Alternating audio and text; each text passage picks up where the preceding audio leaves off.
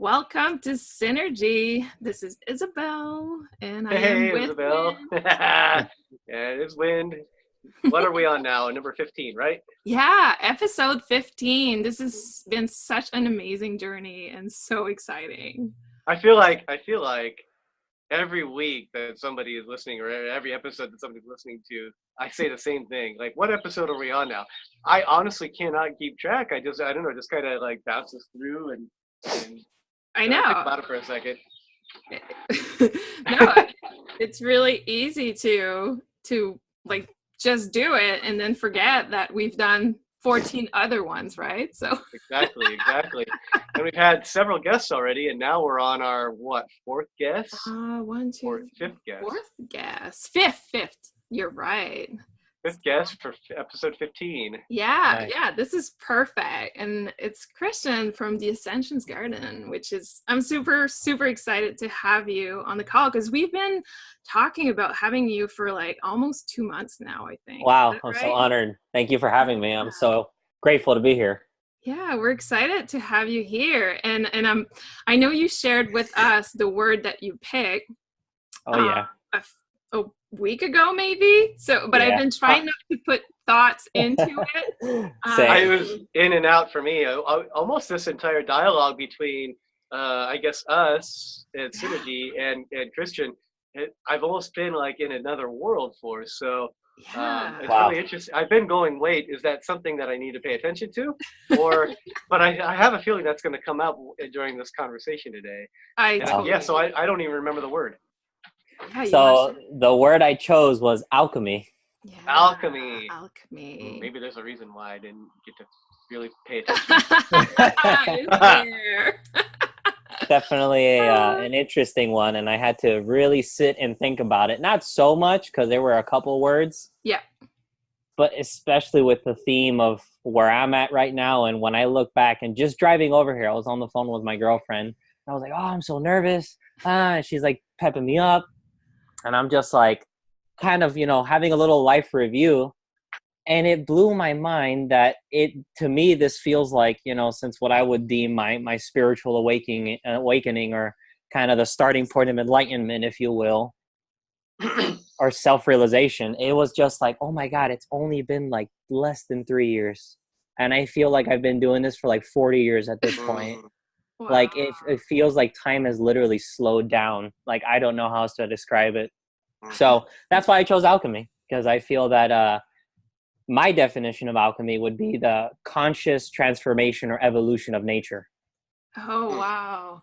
I love that definition. Is that tie into what you do as a trade then, Christian? And maybe you could tell us what it is that you do. Yeah, absolutely. I do a lot of things. I'm all over the place. I would call myself a Renaissance man. I'm from Miami, Florida originally. I've been living in California for coming up on 4 years in October. Halloween, actually. I got here on Halloween, 2014. Okay. And I'm a farmer by trade at this point, is what I tell people. I'm a bio-intensive farmer. Right now, I'm working with a company doing hydroponic farming all over the city. So I went from loving soil, and I still do, to kind of experiencing or looking into and learning about where the future is going right now. Because whether we like it or not, our soil is going to hell. There's not very much we can do at this point. I mean, the backyardener movement can do as much as it can, but we know that there's so much in the air at this point, so much in the water, so much in the table water. I mean, it's just like, not to sound negative, but it's just, it's not looking too good. So we have to be really innovative, because we can't necessarily reverse what we've done. Industrial revolution, capitalism, rah, doing what it's done. We can only slow it down, but we still have to innovate. So that's why I've kind of steered away for a little while. So right now, like I said, I'm doing hydroponic farming all over Los Angeles, growing thousands of pounds of food on a weekly basis for private and commercial clients.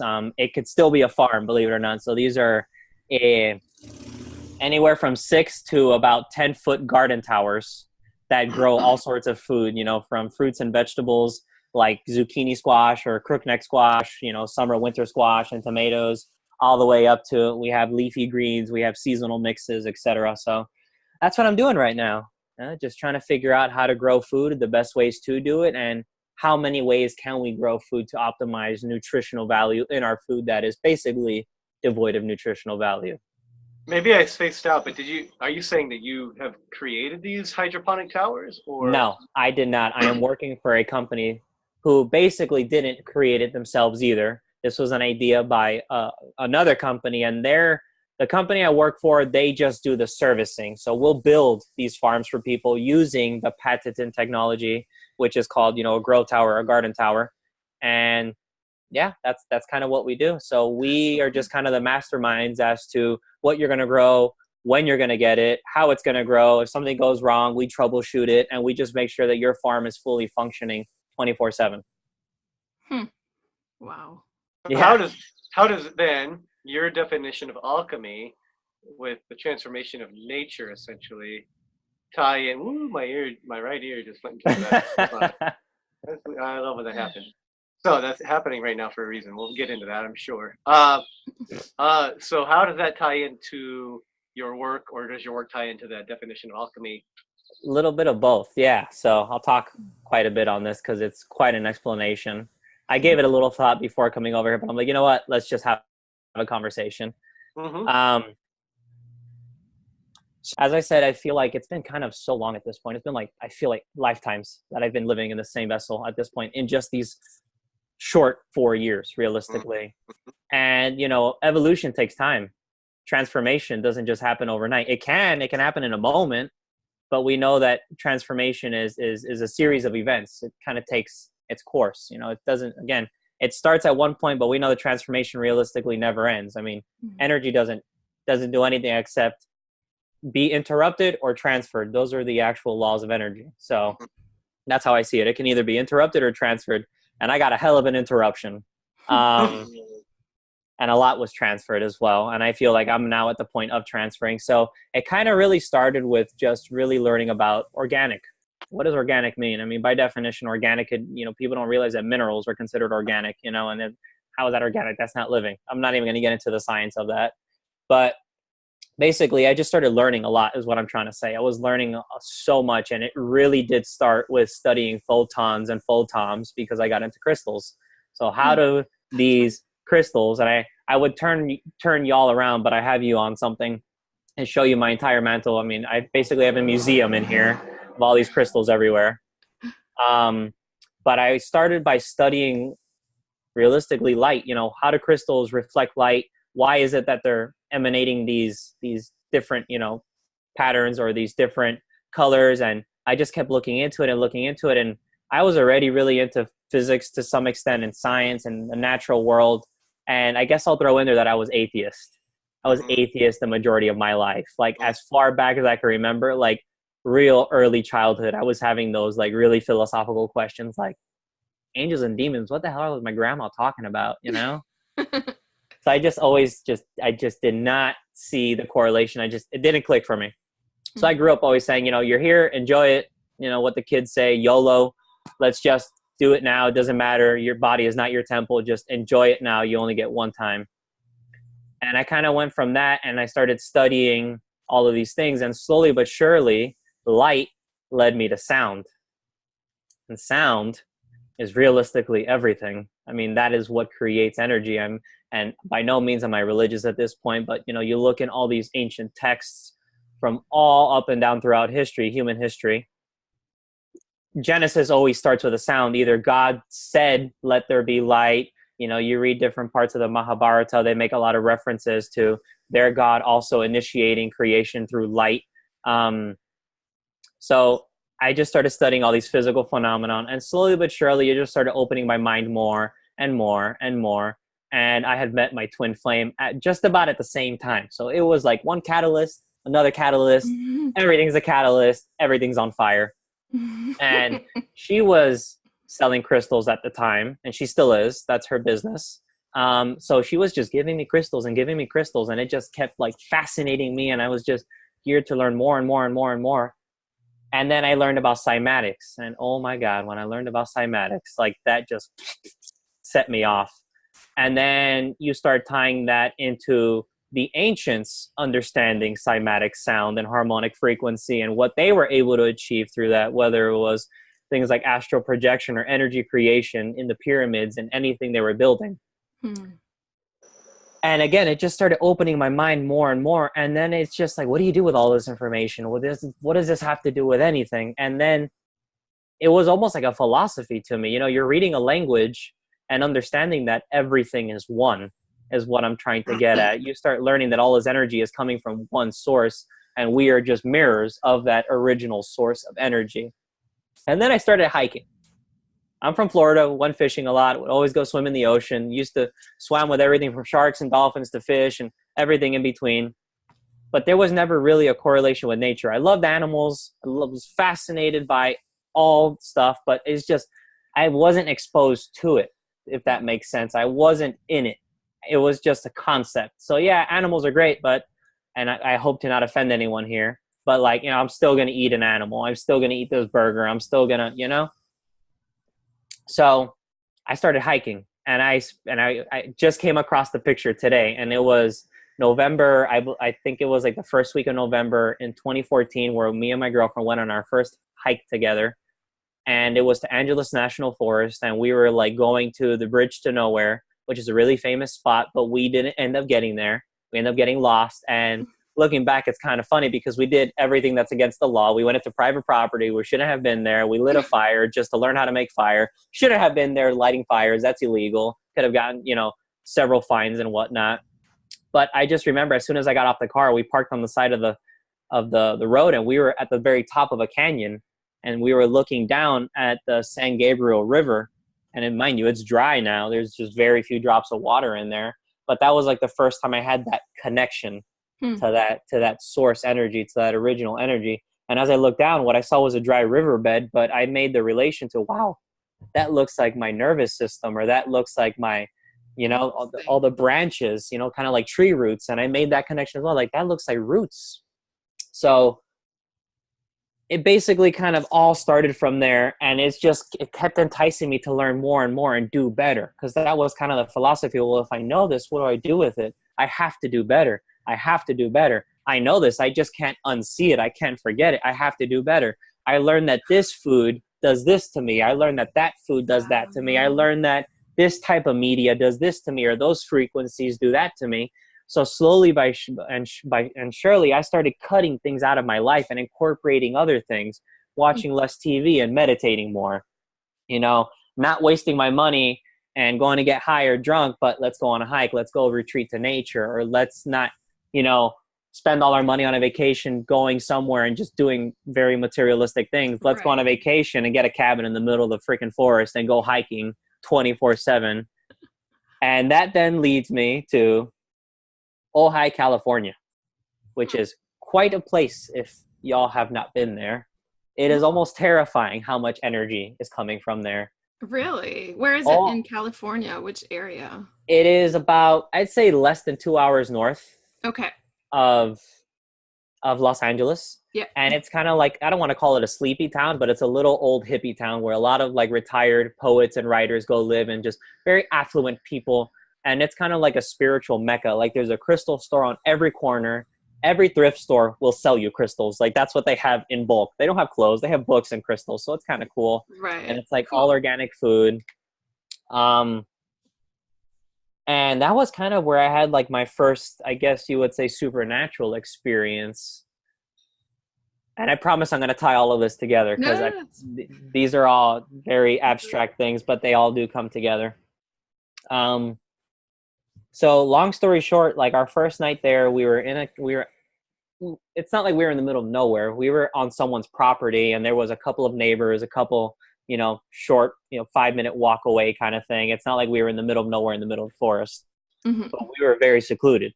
Okay. And it was just this very strange feeling that kept coming over me. Like, someone's standing behind you. Somebody is watching you. And basically we're sitting outside having dinner, and basically we're just looking at the forest, in Ojai. And it was just this overwhelming feeling of just like, somebody's there and somebody's watching you. And I collect knives. I still have some. I'd stopped doing that, but I still have some. And every time I went on a hike, I would take a very large knife with me. And I'm pretty sure our listeners won't be able to see this, but just so you can see what I'm talking about. These are very large Bowie knives. These are like 20-inch knives. So me being the crazy person I am would take these on hikes. And we're just having dinner, super calm. And I just pull this out and I put it on the table. And I like unsheath it, put it on the table, like blade exposed. And my girlfriend is just looking at me. She's like, what the hell is wrong with you? Are you okay? I'm like, I'm okay. But I don't look okay. I'm okay. Like, I'm good. I almost didn't want to admit that there was something in the air. Yeah, I just didn't want to admit it. Go to sleep, wake up like at 2, 3, 4 something in the morning, and I feel like there's 100 people in our cabin. Like, it was an overwhelming amount of heat and pressure, and just like if I was surrounded by a group of people. That's what it felt like. And I was also learning a lot at that time. And I was learning about what the oil industry was doing and what they're doing to the environment and, all of these things. And it was like, that was happening. I was terrified. I couldn't even explain to you. Like, I've never been so scared in my life. I've been in the presence of mountain lions and bull sharks, and those have not brought me to the level of fear that I was put at in that moment. And in that exact second, it was just like, I completely set that aside. And then my like, oh my God, the world is on fire came back. And I was just, you know what? I just surrendered myself at that moment. And that was the first time that I had prayed. And I basically prayed to the planet. And I said, you know what? I don't know what I'm going to be used for. I don't know what this lifetime, I don't know anything, but use me. If I'm going to be of anything, I want you to use me, and I want to be of service. And it was almost like all of that pressure just kind of went away. And that was that. Went to sleep. Everything was fine. Flash forward a couple of months later, I started joining nonprofits. I started doing all this, environmental work. I started learning about all these things, and then kind of got to a point where I was just very discouraged, because I was like, all of these people are corrupt. It doesn't matter if they have nonprofit. They're just as money hungry as any corporation. What am I going to do? And I was going to a job that I hated, driving down the 405. And that's kind of where I had that next aha moment, where it was like, what am I going to do? And then the first thing that came to my mind was farming. What are you going to do? Well, if you want to have kids and you want to go live in the middle of the jungle and you want to be self-sustained and you want to do all these things you're talking about, you have to be able to provide for yourself. And the first thing you have to be able to do is be able to grow food. And that also came with the fact that I was trying to go organic. I hadn't gone vegan at that point, by the way. I've been vegan for about 2 years now. Okay. So eventually I made the switch, and I got really heavily into farming and gardening. And then it's just like opportunity after opportunity was just being thrown at me. I basically started a community garden. I started a series of community gardens all over Long Beach. I started this giant meetup that has like 600 people all over LA. And then I was given the opportunity to manage a 1-acre farm in Watts, which is I'm not sure if you remember the Watts riots, but it was just it's a very, very, very impoverished, oppressed neighborhood of African Americans is how I'm going to say it. And the farm was in the dead center of that. So tying this all together, I was just learning a lot and understanding what I had to do with that, because I believe that knowledge was a responsibility. You know this, what are you going to do with it? You can complain and be mad and be upset and be depressed, or you can be empowered and realize that this is something that not everybody has access to or has the privilege of stumbling upon. So then again, to tie it all together, I just took all of these different respective experiences and just pools of knowledge that I put together, and that has turned into a pretty radical urban farmer that you are now talking to. So again, that is why I chose alchemy, because aside from studying alchemy, it is just the fact that it has been a massive transition after transition after transition after transition, and you just got to keep moving. You can't really look back. You just got to keep moving forward and keep learning and just have faith that things are going to work out, And that's something I've never had in my life ever, being atheist, having faith in something, not even higher than myself, having faith in myself. So yeah, there's my long answer for you. You've touched on so many things, but I want to hear from Wind. I want to hear what you think of the word alchemist and how it all relates to Christian's story. I feel like maybe there's Exhibit A here occurring. Something Isabel, I know you're on gallery view. Christian, are you on gallery view where you see all three of us at the same time? No, how can I initiate that? I don't know how you do it on your laptop. I do it on an iPad. Actually, yeah. I touch screen it. And it's Oh, now you're sharing your screen. Oh, sharing. no, that's what I'm doing. Wrong button. That's funny. Well, I don't know how to do this. I didn't know you could share your screen though. That's kind of either. cool. It's pretty. It's a pretty screen. Yeah, you have a lot of stuff on your screen. Yeah, like Now I said, I I'm see. a bit of a nut. I wonder if you're on a computer, right? Yes. At the top right, it says speaker view. Gallery view. Look at that. You're on There it. you go. Got it. Hey, Boom. all right. So second, Isabel, you're on gallery view. I wasn't. I just put it on. So you just made you me weren't. realize I wasn't. So Isabel, you didn't even notice then. I got booted off. I did notice that. I just didn't want to say anything. Oh, you did? 3 minutes. For 3 minutes or so, I was booted off. Oh. The internet, I don't know if the power went off here. I don't think it did. But the internet stopped. So at least my internet. So That's I fine. kept trying to log back in. It wouldn't allow me. And then what I had to do was switch to the personal hotspot. But then my house internet tried to supersede it. It started working again, but it wouldn't actually let me log back into the chat. And so I'm on a personal hotspot for my telephone. Wow.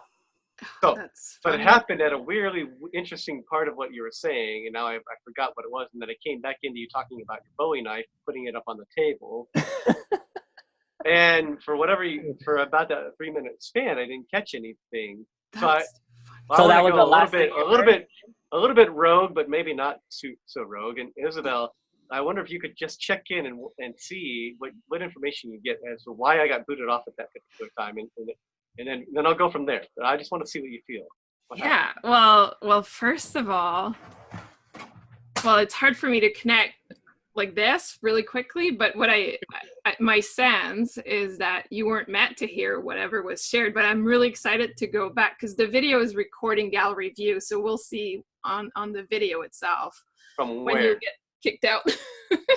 Because, and the reason I ask is because we talked about this before we went live for the listeners, and I feel like the listeners are going to get something out of this. So we talked about this, but ever since, first of all, I wasn't aware 100% that we had a guest this week on this episode until you said, and Christian is our guest. And then you and Christian were having a dialogue between our Instagram Synergy account and Christian, and I didn't even catch it until who knows how far into it. Yeah. And then I wasn't really privy, and that was over the weekend because it's Wednesday, August 15th of 2018 right now. Yeah. Which is, by the way, he's guest number 5 on episode number 15, and today's the 15th.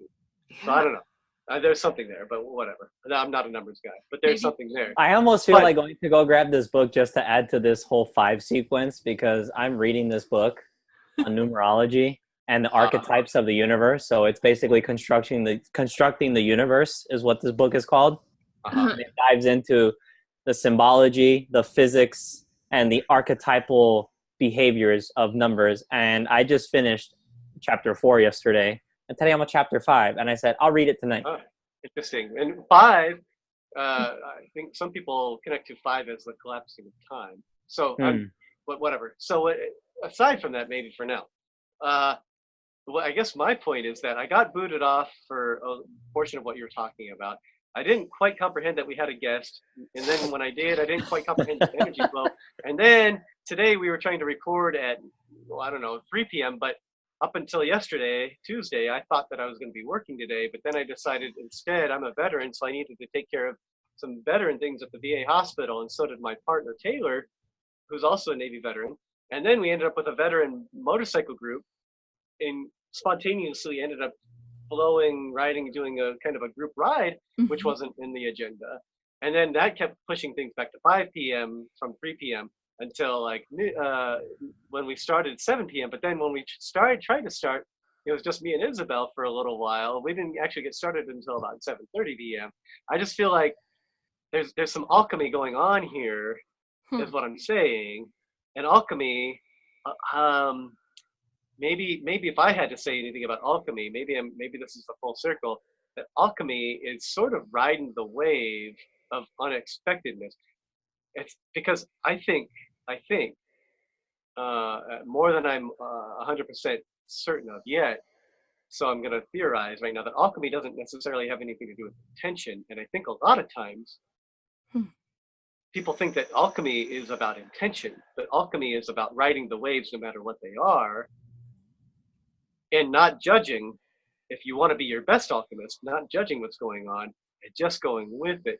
Because I know for me, throughout the day, I kept thinking, well, maybe this podcast isn't going to happen at all today, and it should happen on the weekend. But on the weekend, I'm doing a big motorcycle ride with lots of people. I'm like, wow, what the hell? When is it? So I feel like everything that I'm communicating right now, and then whatever you might have been communicating, Kristen, and then whatever Isabel might have to communicate about alchemy, I feel like we're going to have maybe 3 seemingly different answers or insights, but they're all going to be true. Yeah. And so mine seems to be something to do with this kind of almost Twilight Zone effort that's been going on for about a week with getting Kristen on the show. I can come back to it. There's something in there. I'm not there yet. Isabel, what's your alchemy? I just think it's so funny because my definition is totally different than you guys. Also, which is awesome because I think it goes back to, for me, I almost see the alchemist like a magician, someone who creates something from nothing, or create from what exists.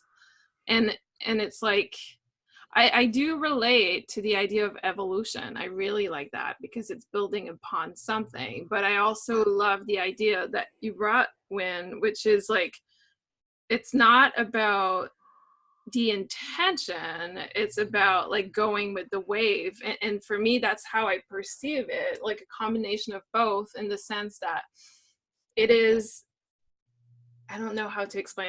I'll explain the vision that I have in my head. I see someone in the middle of a place where all there is around is rocks, okay? And it's like, what am I going to do? There's nothing to eat. But all of a sudden, that person take the rocks and transform it, and by building the rocks together, which is the evolution piece, things are moving together. But yet, he's creating something with those rocks that were already existing. So just very opportunist, very capacity to build with what is around us. And when Kristen was talking about like how the earth is changing and everything around us is changing and we need to adapt, I had this vision of like the future, how the future will be different in terms of like the nature might be different. Doesn't mean that is the true timeline that we're going on, but I saw a different timeline where a lot of technology, but I like the idea of utilizing the technology for evolution. And I had the opportunity of seeing what Christian do, like the towers, and I thought it was brilliant. I love that. And I was like, wow, this is like exactly what we need in a city where there's so many people and so little space. So just that in itself is the capacity to create with what we have. This is, instead of being like, we need to destroy the urban setting and go back to like regional aspect, we're building with what we have. Am I making sense? Are you absolutely? Yeah. Turning lead to gold. Yeah, exactly. And for me, it goes back to, I think it was Paulo Coelho that wrote the book. It goes back to reading that book. It definitely influenced me a lot. So, but also alchemy can also be turning gold to lead, right? I mean, absolutely. You can break it down the same way you can build it up. Right. Yeah. There is. I did choose it for another reason, though, and I will introduce this as well, because that's been the transformation. But the transformation, you go through the 7 stages of alchemy.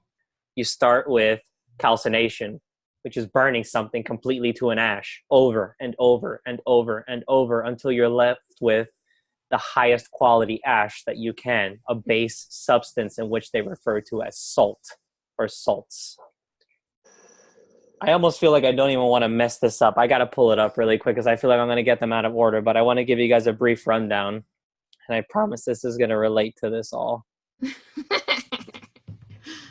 Because to give you a little briefing, I'm basically at the point of taking this farming ordeal and turning it into medicine making by essentially making potions, for a lack of better words, making medicinal tinctures, which is basically what the alchemists were doing. And a lot of people don't necessarily understand that because their work was very cryptic. And they did so on purpose because it was almost a pagan practice. I mean, alchemy goes back to, in my opinion, and a lot of people's opinion, you know, the Hermeticists is where a lot of this come from nowadays, where we get this information that's been passed down, comes from Egypt. And Egypt got that from someone else. And that someone else, that's kind of lost to history. We don't know if it was a singular person or another culture. I believe it was a culture. But anyway, you start with calcination, which is basically, like I said, the breaking down into a fine ash, and you separate the salt. And the salt is not the salt that we're actually thinking of, because what the salt actually is a mineral. And that mineral represents matter. And there are three principles to alchemy to break it down for you. There is sulfur, mercury, and salt. Sulfur represents the omnipotent spirit, source. To give you trying to give our listeners here a little bit of different things to relate to so they understand these concepts. Sorry, my cat is going crazy. I think he wants to be in the video. Yeah. Little segment. For those of you who are listening, Christian's cat has been jumping on the couch for I'm like sitting here trying to focus and sound real smart, and my cat's like making me look dumb. So then you have sulfur, like I said, which is the omnipotent original spirit that everything contains. You then have mercury, which is the individual spirit or soul to that individual plant, mineral, etc. And then salt, which is matter. You can also look at this as the body, mind, spirit connection. So again, just to give our listeners, exactly, there's a trinity there. So we start with calcination, which is basically extracting the salt or the base matter out of it. You're then going to end up with dissolution. From dissolution, you're going to end up with separation. From separation, you're going to end up going to conjunction, then fermentation, then distillation, and then you're going to get to coagulation. Basically, those are the 7 steps. And I think any chemist who might be listening to this might have a couple light bulbs going off in his head, because this is exactly how people do things like extract essential oils from plants. They follow these recipes or this. You see what I'm saying? There's a flow to things, except the essential oil process stops at distillation, whereas you still have conjunction and then coagulation. So basically, you're separating these 3 philosophical principles and or parts of matter, if you will. So let's say we separate the matter or the minerals from a plant. We then separate the essential or volatile oils, is what they're known as, the constituents or the effects that we're looking for, or the then you're also going to separate the mercury, which is the soul of the plant. So that's also what the essential oil is. Every essential oil smells differently, right? And then the whole process basically is purified. And that's where that evolution comes in from. So it takes man or some sort of consciousness to be able to do all of these things. So you're basically, and for a lack of better words or phrases, you're helping this plant material ascend through the ranks to be its highest possible form, its most potent form. And you're then taking that and it's reciprocating it to you. So that is basically where I'm at. I am to tie it all together, and I can brief you in there. You'll listen to the recording after this to see that I talked for a whole 30 minutes, not 3 minutes.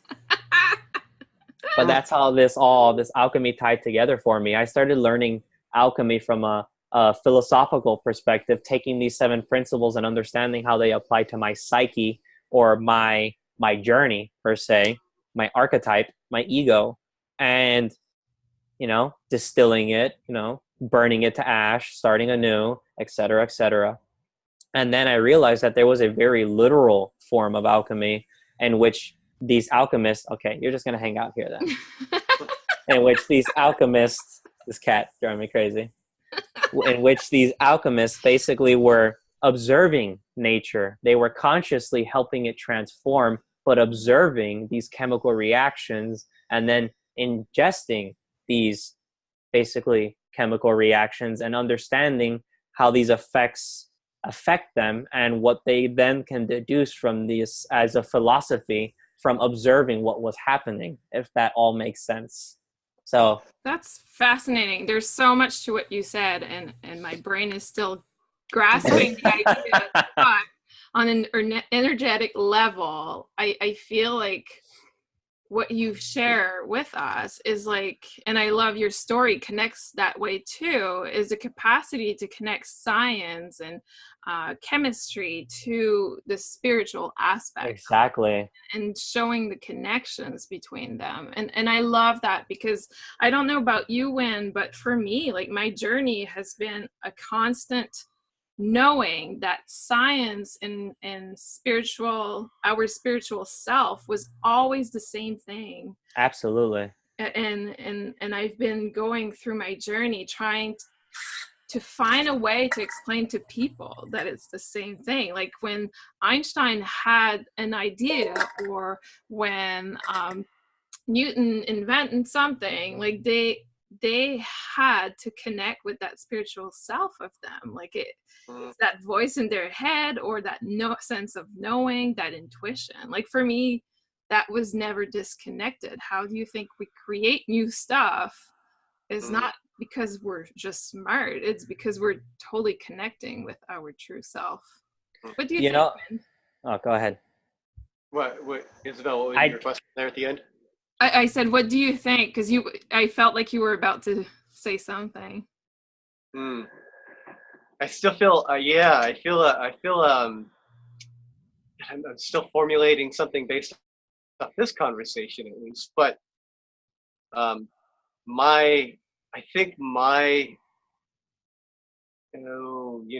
energy flow, my ray, my flavor with alchemy is more of a deconstructionist, more of a simplification process. But really, in the end, what's simple to one person is complex to the other. And I think we talked about this with Nick of Subjective Perspective show on our last episode.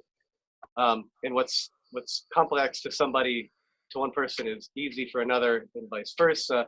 So, when I say something is maybe a deconstructionist view, a simplification process, and that, to me, it's like the KISS rule: keep it simple, stupid rule is the way that I work best. So for me to break things down to the lowest common denominator, and then to find the continuity and the congruency of all things, of all matter, that makes everything a little more tangible for me to be creative and alchemical.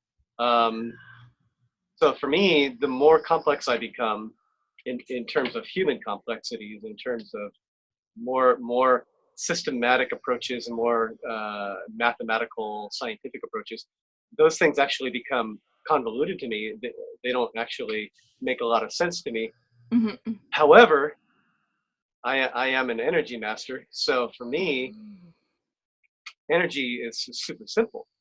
But then for some people, they needed to describe it as Newton did, or as Christian is, or as Einstein would, or as Tesla would. But for me, the mystical connection to the universal laws is so simple. I can't. My mind goes, well, how can nobody comprehend this? It's so simple, and yet. Right. To other people, when I just say it's just this simple, I think we talked about this a little bit earlier. It's so simple that it's actually like the mind is going, what the fuck? Like, is it really this simple? Can it be this simple? Because the mind wants to be entertained so much. The human mind has been almost conditioned. I wouldn't say created for the sake of complexity, but conditioned into, let's see how complex things can become over a period of evolution from whenever the earliest hominid in this form that we have to the version that we're in now. And yet, when you go back to it, we're still the same physiologically as we were thousands of years ago. So nothing has actually gotten more complex. We've just been able to almost slow the concept of time down into micro moments, so we can actually, like an accordion, expand a process of alchemy, if you will, from matter into substance. Right. And Christian, when you say that when maybe an essential oil is being used at its maximum potential, I actually have to wonder if that's true. I just don't think the human mind has been creative enough yet to get to understand the maximum potential of anything. But I feel like if my understanding of evolution and alchemy probably are about the same, that through the journey we start to discover how everything really is unlimited potential. Everything, because everything is energy. All energy is the same. God is energy. That means Absolutely. human and plant and animal is all the same. Even if you compound it into plastics and metals, it still comes from the same exact energy form, which means again that any human on the planet now or in the timeline of history or in the timeline of future history is all the same. There's no difference. So to me, my understanding of alchemy still is a matter of pulling in all things at one time and going, like Eckhart Tolle, the power of now, everything in this moment right here. What can we do with all the tools that we've assimilated in our human experiences, plus all of the experiences that we draw in from other people's experiences, if we assimilate them one way or the other, whether it's reading or listening, watching television, or just sharing energy like we're doing here, like assimilating all of that to create something new. Now, that something new may be just for ourselves, or it may be for the collective, but we don't actually get to refine that until we actually share that with nature. And this was maybe where I would take it back to your definition, Christian, where the transformation through nature, like we get to share it with all things natural, with all things material, or all things physical, whatever, and it just becomes like a heart expanding through the lungs expanding through a breath and then collapsing through a breath. And that to me, I guess if I had to say alchemy is just like God in these multiple forms working in multiple different ways, trying to find how it works in unison, in harmony, completely. I mean, again, it's a complex way of describing it, but when I experience alchemy, I experience it in a moment. So to try and explain it, it almost loses its value. Yeah. I completely understand what you're saying, though. I do. Me too. It makes total sense. And when you were saying that, when I saw like all the fragments of like a rock coming all together, but while they were all separate at one point, like all there, like, and I we've experienced that a lot, Christian.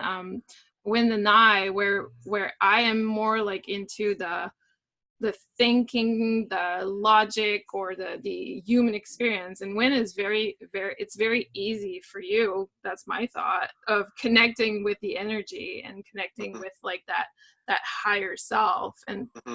And I love how you brought it in a different perspective, because our listeners will have a different framework.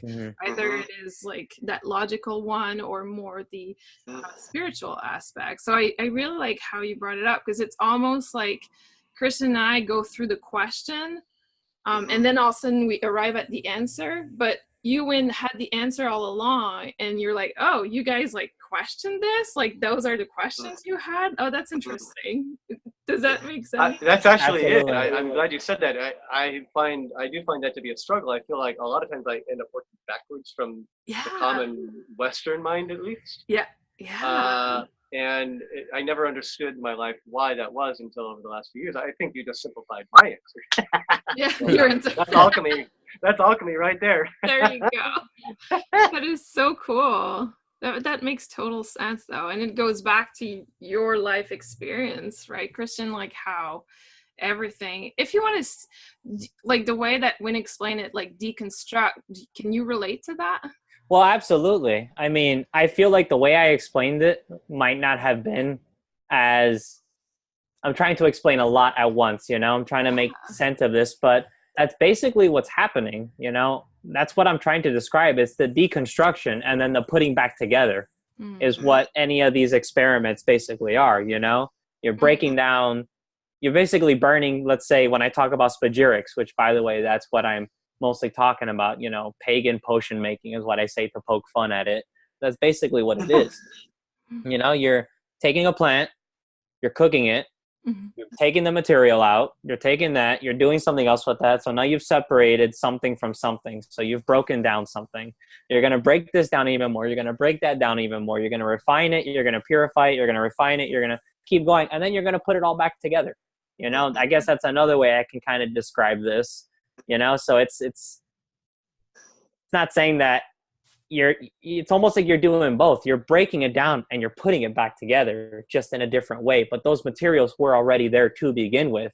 It's almost like you're just the word that he's not my physical teacher, but one of my teachers tells me is you're opening things up. You know, it was already there. You're just opening it up to be received in a different way, I guess is another way I can put it.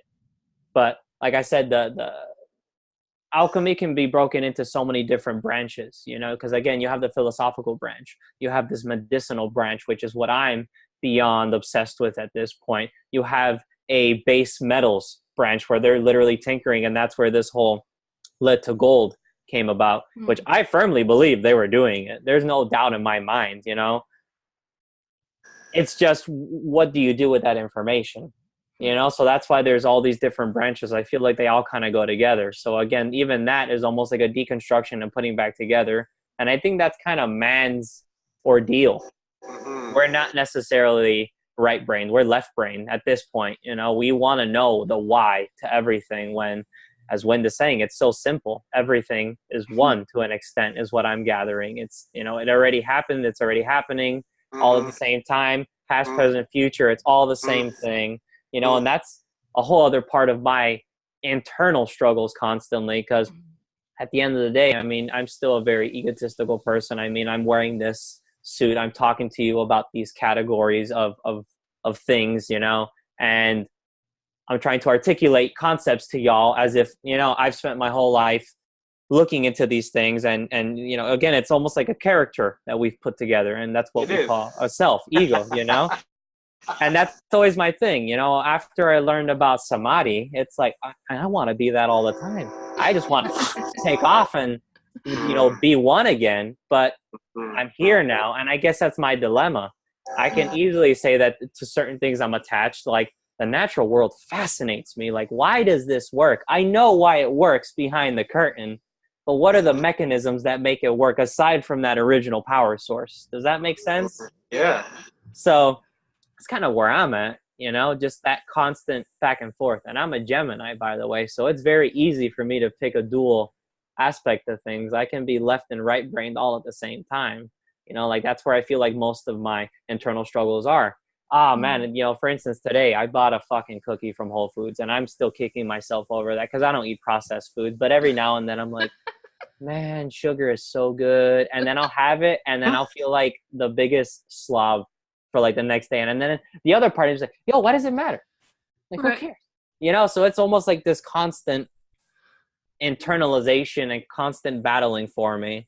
And I feel like focusing my mind on these things that are so, I almost want to call them abstract, because I can sit here and explain, or any ascended master can sit here and explain these things that they've been, you know, humans have been studying for years, but what does it all matter, right?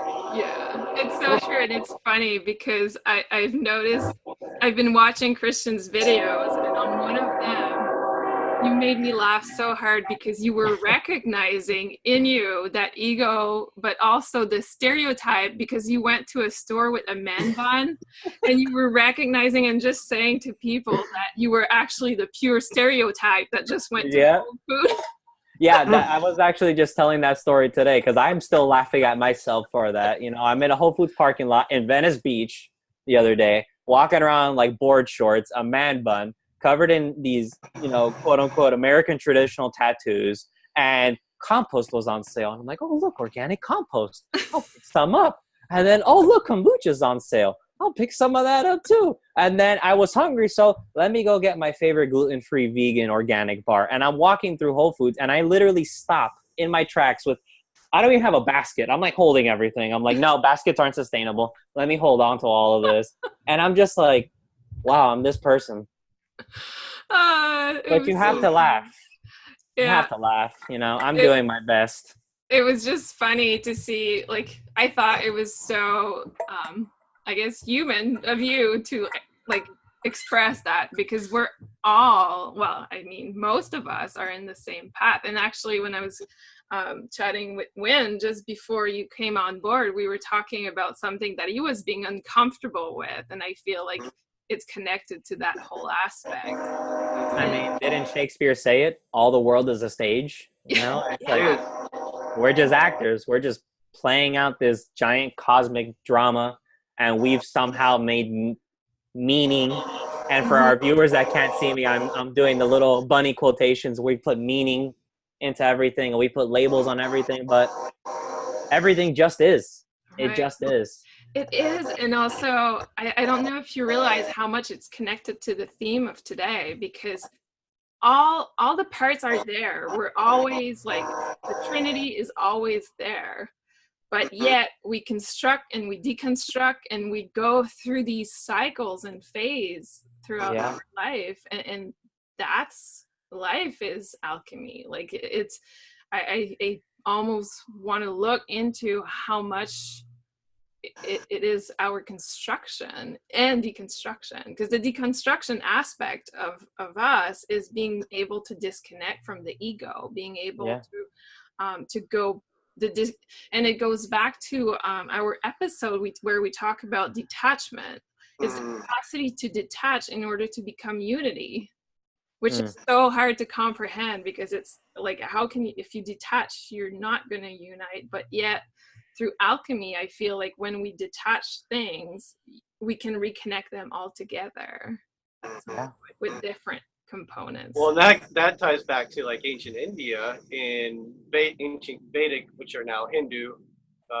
beliefs, which the cosmic egg, the Brahman, you know, when the whole cycle is complete, the Brahman is done, but then there's another cosmic egg, the Brahman, that then begins. And that ties into the Mahabharata when Krishna ends and rings in the Kali Yuga era. And now if you're a philosopher, you're going to say the Kali Yuga era, if it exists at all, is going to end thousands of years from now. But if you're a mystic, you realize that the Kali Yuga never even actually began, because time and space don't exist. So there's never been a such thing as separation, just a period of. So it doesn't really matter, though. It doesn't matter what you believe in. You can even be atheistic.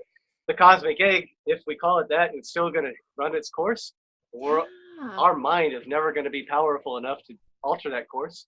And the only thing that is ever going to happen is that we're going to evolve ourselves to understand the cosmic egg, if we use that word for it, and to remember ourselves as one, as God, as everything.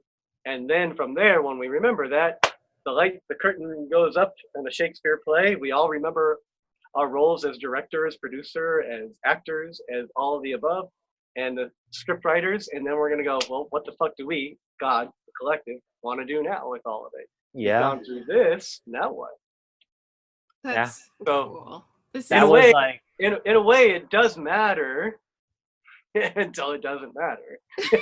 You know?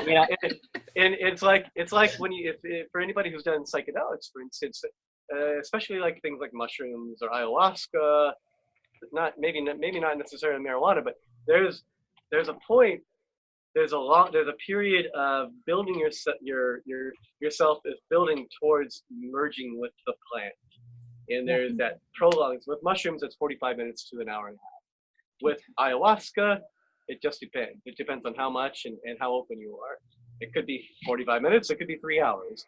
But there's that period where you're still in and out of the human self, you know? But in that period of time, you're going through all the human drama that's keeping you from going into the plant. And then, boom, the fucking thing hits, you're launched into the moon. And when you launch, everything that up until that point matters so much. It's painful, it's excruciating, whatever. It sucks, you know? It's not 100% of the journey. And then you fucking hit that point. And when you hit that point and you launch past it, if you are no longer like working with egoic stuff or with pain or with trauma, if you're just simply with that plant, whatever the teacher is, now you're in this whole other realm. And when you're in that realm, you look back at all the shit that got you up to that point, that 45 minutes, that 3 hours, whatever that period, and you look back and you laugh and you said, it didn't fucking matter. It didn't matter. That's so interesting. And that's the truth about higher consciousness, you know, and I get there just through channeling. It's always the same. There's this period of going up the elevator, if you will, getting in there. Finally, my body just surrenders. I'm levitating, at least not physically, but like metaphysically, I'm just levitating in this energy flow. Yeah. And the body is now not a thing anymore. And everything that got me to that point, I was going through different realms, different dimensions, you know, with some of it psychic, some of it was angelic, some of it was ascended master, and then all of a sudden I'm in fucking multiple dimensions, higher, as we say, higher dimensions, if you will. And it's like looking back, metaphorically looking back at the lower dimensions that I had to go through in that process of getting into that trance state, where I'm like laughing in this like mirthy laugh that the human body doesn't actually recognize, going, that shit didn't even fucking matter. I thought that psychic realm, I was like, oh, I was reading people, I was looking at people going, oh, this person's going through this, and this person's going through this. And that was true when I was in it. And then I went into the angelic realms where it's like, oh, it's so beautiful, humans, you're just doing a wonderful job. That was true when I was in it. But then you go beyond that and you're in this, like, you're in the all. And when you start to get into the all, you're just like, this is not even laughter, just like this flat line. Like, really? You thought that mattered? You know? That's the joke. It's all the joke. It's all the joke. So, you know, and I think, Christian, I think you're aware of all that stuff, and you really tapped into it when you said you're aware of the all, but then in this, while you're in this human form, what do you do with it? What do you do with it? Like, I almost wish I can, like, plug something in and y'all can hear my thoughts, because I'll be going through my day. Half the time I'll be disconnected, experimenting in my mind, thinking about how things work, taking things apart, putting them back together, and then someone swerves into my lane, and I'm like, you mother... Doesn't even matter. Doesn't even matter. I could have died. I could have not. It doesn't even matter. Like, so what? You know? And it's just constantly capitalism. Ah! Doesn't even matter. Doesn't even matter. Our government's corrupt. Doesn't even matter. Like, literally, that has been the theme, literally, for me, for just like the overall theme these last couple years since this, I guess, spiritual awakening. And it just, again, and that's why I said earlier at the start of this, like, I feel like it's been 40 years in 3 years. Like, time has slowed down because I'm just like, it's just this back and forth. One day I'll care, the other day I won't. One day I'll care too much, the other day I'll be so apathetic and disconnected. And then in the middle of it all, I'll have waves of just like, just be, man, just here. And it's just like this constant ping pong, back and forth, back and forth. And I always tell my girlfriend, if we break up, I'm going to the Himalayas, I'm shaving my head, I'm becoming a monk, I'm pray all day. Be a happy guy. That's all I need. I'm over it. I'm over this. It's funny. It's funny because that was my week. Yeah, Isabel, I feel like you carry a lot of this amongst the three of us, maybe more than so when you look at things as a way of saying it, but it does matter, like, what part of you really connects to that? Like, why is that a thing? Because I can't see ever in my whole life, even before my awakening, if you will, began, I never could connect to why any of this shit mattered. Right. But I played. I did what everybody thought. I went to SEAL training. I went to bomb disposal school. Like, I put a gun to somebody's head in military police who was threatening to enter the base. At high velocity. We didn't know if they had a bomb on board. I mean, I played the game. I ran marathons. I surfed.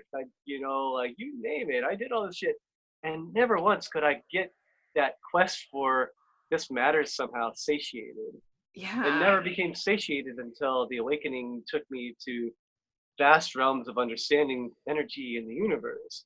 And then even then, I wouldn't say it's satiated. It's just more like, okay, I can just chuckle because it's also silly.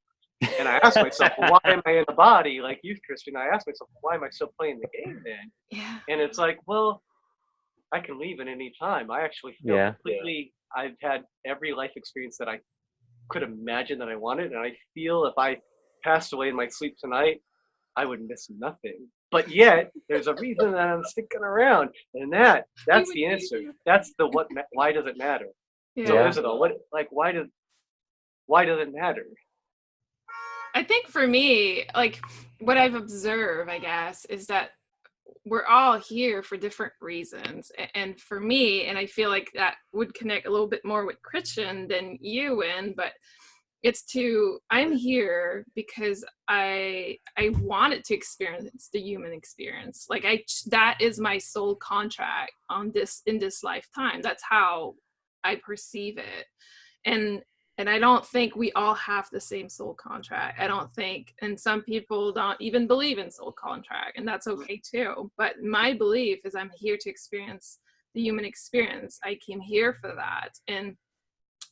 and I think I mentioned that before in other episodes, but it is to go through the emotional aspect of it, the thinking aspect of it, the physical aspect of it, but yet not suffering from it, not allowing our heart to suffer from that piece. And I think we're here to some extent, some of us, to teach others that the human experience, you can have deconstruction and it doesn't have to be painful, right? Like you can have those moments of like human experience and your ego feels super, super low and feel insulted, but yet if you're still here, it doesn't matter. And those moments is to go through and accept that you can go through that. And for me, I know that that's what I'm here to learn about, is to fully experience. I'm here to play. I'm here to have fun, but I'm also here to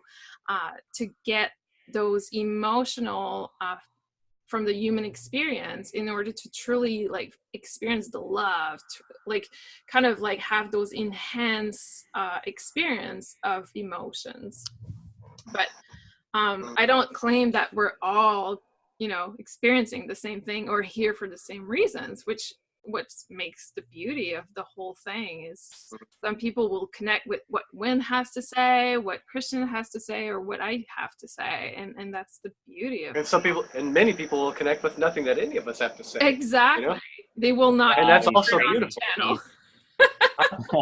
They'll be like, They'll all say- these crazy hippies. That's Yeah, it. yeah. They'll see the category as spirituality and be like, not for me, that podcast, out.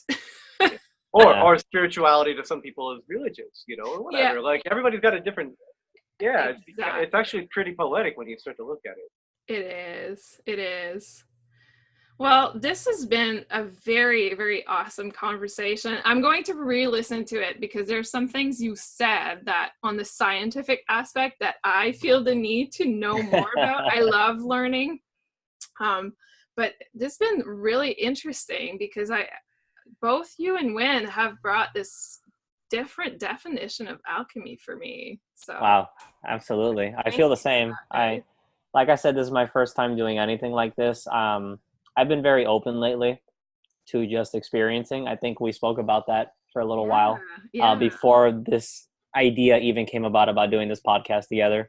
But it's just, you know, just putting, you know, kind of, I guess the term would be putting myself out there, getting to know others who are in line in one way or no ways at all with this path, and just experiencing what other people have to offer. You know, I've been quite a hermit for the last few years. I think Wind has a lot to teach us about this openness. Yeah. Well, I'm learning as I go. It's definitely, I would just summarize my aspect of this all just to say what I've said on a few other podcasts is that I would still, and I've checked in with myself in these other higher dimensions. I don't know what else to say. It's not really true. They're not higher, but dimensions that we don't tap into as much, you know. Mm-hmm. And they always say, well, you would still be raping and pillaging if you wanted to, and you could. But why it's different is because the point in evolution now is calling for a new canvas. Or an extension of the old canvas or whatever, you know, but basically extending the collective to possibilities that haven't been explored yet. Yeah. Which ties back into what I was saying, Christian, earlier, when, you know, the maximum potential of anything hasn't even been realized yet. I think we've extrapolated a lot of different things to come to certain realizations and understanding. But I feel like actually now where we are with consciousness and evolution is those are all serving as ground zero. We've dug whatever 6-10 feet below to lay the foundation of a new building, and all the realizations that we've had with tinctures and with farming and with even with human drama, that's all the dirt at the foundation. That's absolutely. That's just not even like now. As we evolve, everything evolves. If evolution is even everything's already one, right? But it's already happened, right? But as we step more into that truth, that harmony, then we'll see that all the experiences that have happened actually did matter because they got the ability for the next layer to be built, and that next layer really is the next cosmic egg. If I understand it correctly from my perspective, I think. I can 100% subscribe to that. I feel the same way. Yeah. That's awesome. So it's written. There we go. Exactly. Yeah. Well, thank you so much for being our guest on this 15 episode of Synergy. Yeah. Thank y'all for having me. This was a blast. Yeah. Thanks, Christian. Yeah. And I'll post all your social media with this podcast, so you can find it at the bottom of the description. Thank you. I'll do the same. I've been taking a break from social media, but when this is ready, I'll go ahead and make a post for it. Awesome. Great. Yeah. Thanks, well, Christian. It was great. Alrighty, y'all. Yeah, thank you so much. Talk soon. Thank you, listeners.